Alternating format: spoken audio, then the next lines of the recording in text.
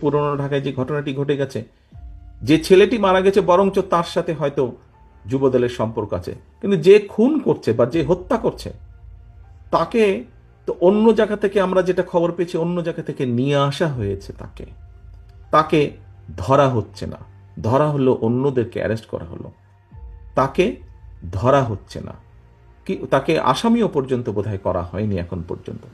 কেন হয়নি, কেন ধরা হচ্ছে না?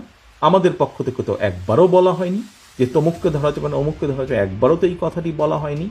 আমরা বরাবর বলে দিচ্ছি, একটু আগে যেটি আপনাদের সামনে বলেছি, বরাবর আমরা বলেছি অন্যায়কারী আইনের দৃষ্টিতে তার বিচার হবে। দলের সাথে তার কি সম্পর্ক, কিচ্ছু যায় আসে না তাতে। তাকে দল কোনো রকম প্রশ্রয় দিবে না। কেউ যদি কোনো অন্যায় করে থাকে, তাহলে প্রশাসন ধরছে না কেন তাকে?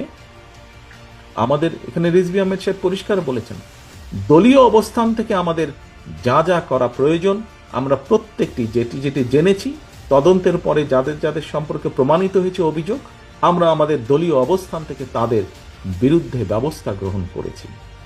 আইন শৃঙ্খলা বাহিনী কেন তাহলে বসে আছে? আইন শৃঙ্খলা বাহিনীকে চালায় কে? বিএনপি তো চালায় না, চালাচ্ছে তো সরকার। তাহলে সরকার কেন ব্যবস্থা নিচ্ছে না তাদের বিরুদ্ধে? সেটি দলেরই হোক বা সেটি অন্য কোনো লোকই হোক, কেন ব্যবস্থা নিচ্ছে না?